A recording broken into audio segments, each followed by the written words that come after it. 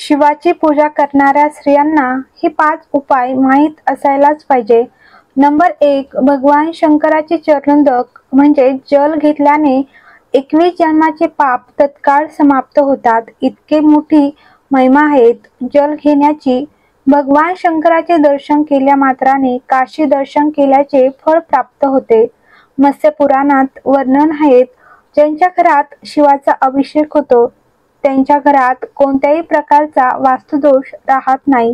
ज्यांच्या घरात शालिग्राम भगवंताची पूजा होते त्यांच्या घरात पितृदोष राहत नाही.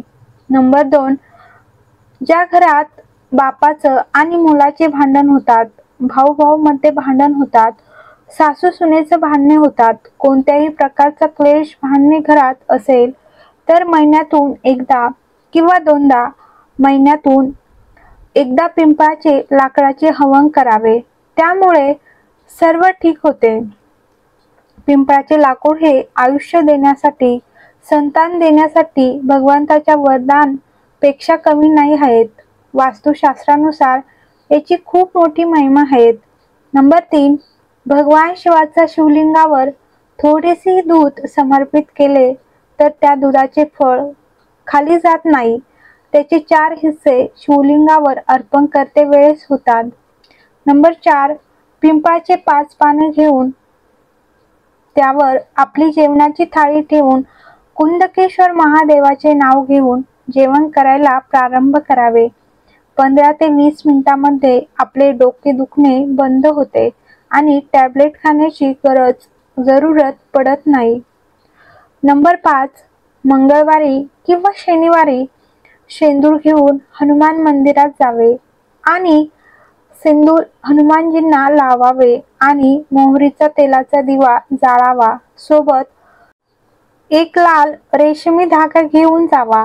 त्या धाग्याला 9 गाठी बांधाव्या आणि प्रत्येक गाठी बांधताना ओम हनुमते नमः हा मंत्र बोलायचा आहे आणि 9 गाठी बांधून त्या धाग्याला हनुमानजींच्या चरणाचे सिंदूर घेऊन प्रत्येक गाठीवर लावायचा आहे आणि तो धागा हनुमंताच्या चरणापाशी ठेवायचा आहे आणि तिथे बसून दिवा लावून 7 हनुमान चालीसाचे पठण करावे आणि नंतर तो धागा उचलून आणावे.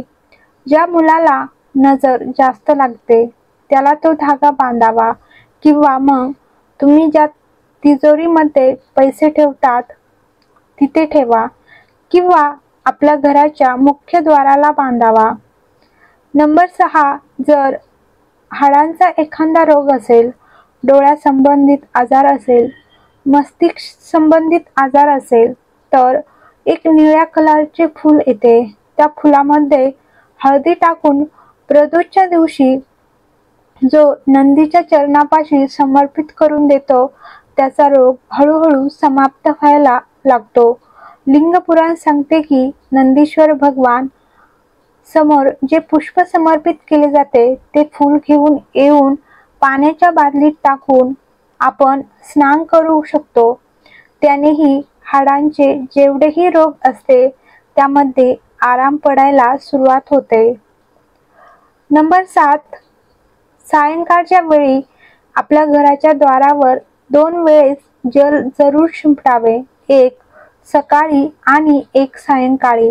आपल्या घरात ह्यामुळे घाण लोक घुसतात कारण आपण आपले द्वार स्वच्छ ठेवत नाही. आपल्या घराच्या दरवाजावर कोणत्याही नोकराकडून साफसफाई करून घेऊ नये. साफ करायचं असेल तर घरातील मालकिनीने किंवा मालकाने साफ केले पाहिजे.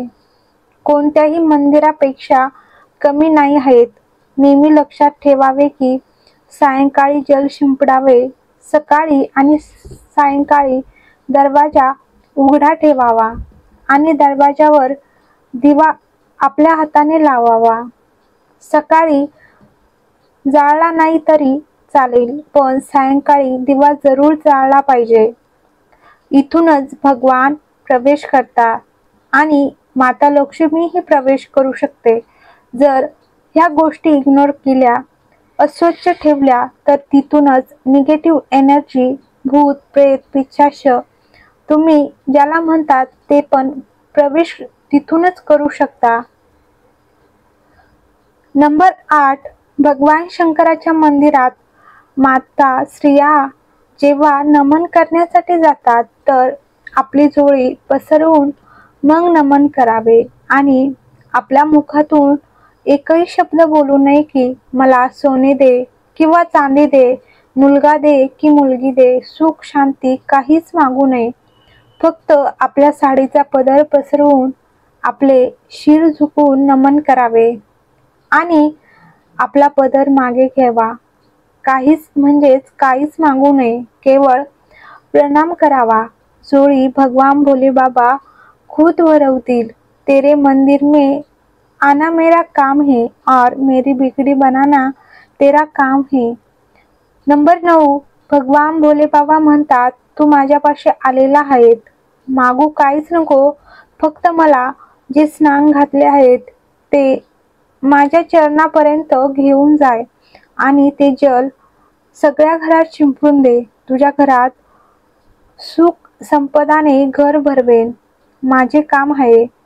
जिथे माझ्या चरणाचे रज पोचते तिथे सुख संपदा स्वयं पोचते. मी तिथे पोचून जातो. लोक पूजन करतात, जलही समर्पित करतात, परंतु घरी येताना खाली कलश घेऊन येतात. भगवंताला इतके वाईट वाटते की माझ्या दरवाजावरून खाली जात आहेत. मला किती वाईट वाटत आहे.